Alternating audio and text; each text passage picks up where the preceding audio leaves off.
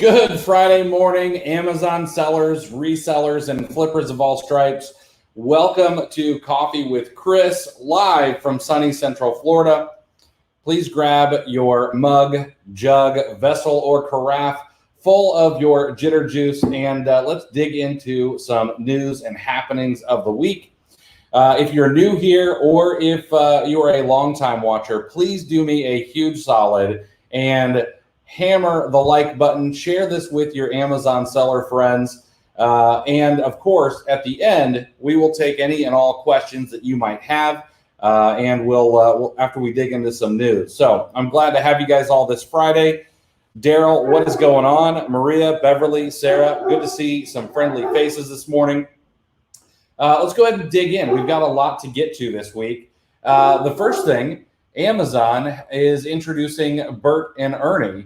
However, what a lot of people or a lot of articles have not talked about in depth is Bert and Ernie are also going to have some friends, Scooter and Kermit.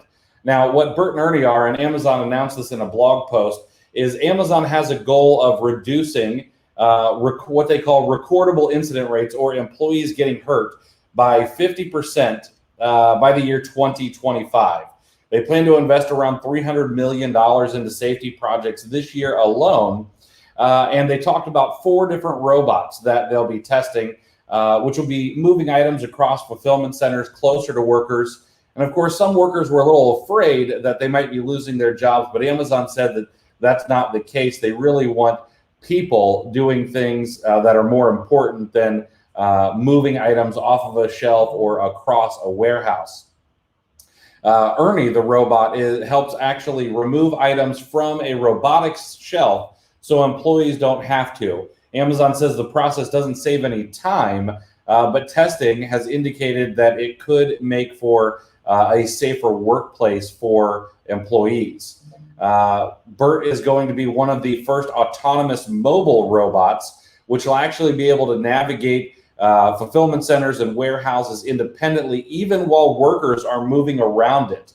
Other robots usually stay in a restricted space, but Bert won't have to do that, and which means employees could actually have the robot take items across an entire facility. And they said eventually Bert might actually be able to move heavier items. And then Scooter and Kermit, they're going to be 2 other mobile robots that transport carts. Amazon said that these types of robots could actually take over workers' tasks of moving empty packages across facilities so that employees can focus on activities that require critical thinking skills, like actually putting items into the right size box before they ship it off to you or a customer. And these kind of robots will reduce physically strenuous work. Now, it makes sense that Amazon wants to do this kind of stuff because of another interesting study that came out just recently. Apparently, Amazon executives are actually a little worried that they may run out of people to employ in fulfillment centers and warehouses. According to a New York Times investigation, Amazon's employee churn is so high that, of course, people are afraid they might not be able to hire employees in the future. And this is all while Amazon has been on just incredible hiring sprees with hundreds of thousands of new workers for warehouses and fulfillment centers. But apparently, employees have been quitting just about as fast as they've been hired. Over 350,000 workers hired from July to October stayed with the company just days or weeks. Hourly employees had a turnover rate of about 150% every single year, according to data reviewed by the New York Times. And that's even after offering a $1,000 sign-up bonus. They get benefits really quickly, and it's crazy how quickly they go through employees.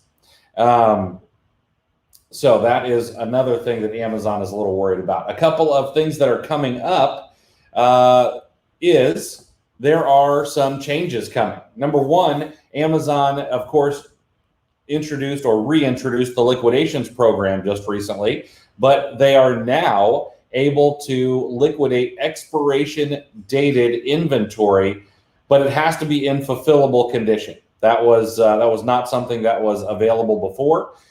You couldn't get rid of any of your expiration dated inventory, but now you can do that via the liquidations rather than just a regular old removal or dumping it in the trash. You have to remember, though, that with liquidations, they send your inventory to a wholesale liquidator, and you get to recover somewhere between 5 and 10%. So if you think you have a better outlet, I would suggest that. However, I guess 5 or 10 cents on the dollar isn't so bad if it's been sitting for a really long time.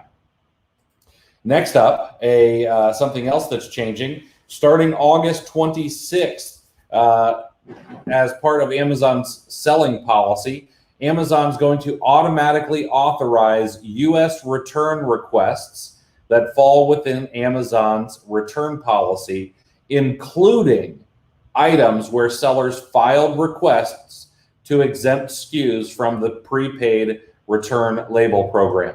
So even if you had some SKUs that you wanted exempted starting August 16th, that is no longer.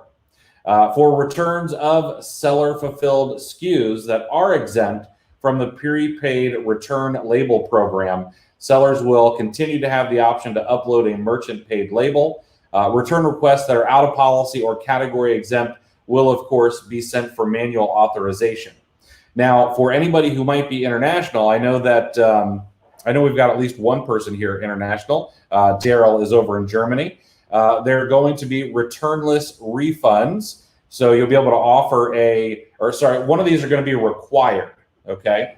So returnless refunds, offer a full refund without requesting that the item be returned, provide a domestic return option. So you'll be able to provide a local return address in your buyer's country. So if you're doing OA or wholesale or anything like that in the US, and you're going to want to talk to your prep center, make sure that they will take returns for you, or you will be able to offer prepaid international return shipping, which that's just not going to happen. So remember, that starts on August 16th.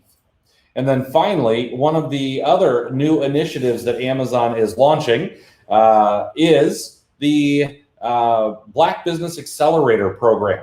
They're going to do this with a $150 million commitment to drive economic participation and equity for Black entrepreneurs, providing them with resources to thrive as entrepreneurs and business leaders. There's going to be financial support, strategic business guidance and mentorship, along with marketing and promotional support.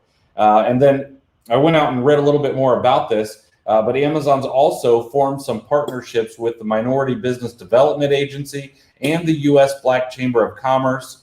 And those organizations are going to provide some support to those who are participating in the BBA program.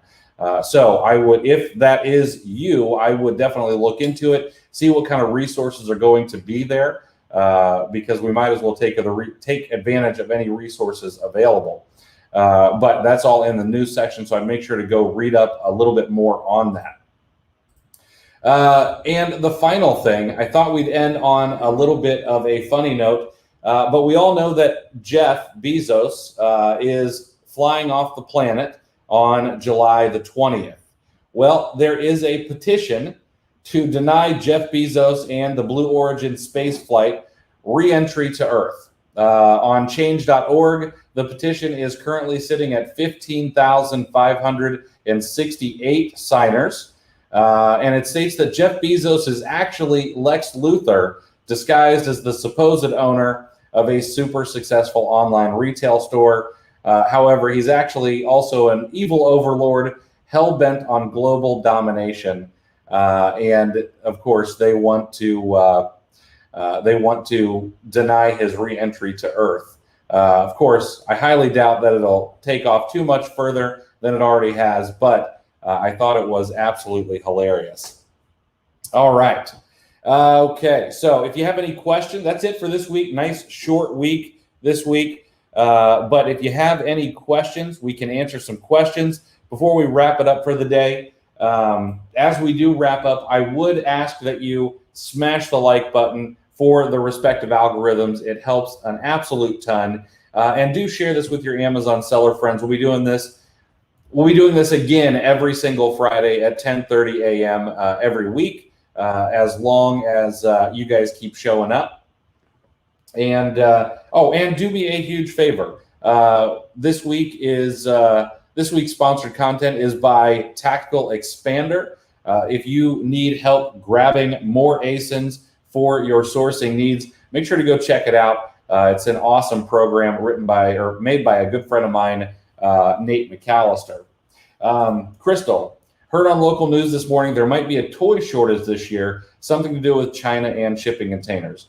There are, as we all know, there are a ton of shortages. There have been a ton of shortages. And with the rise in e-commerce, I highly doubt that's going to go away.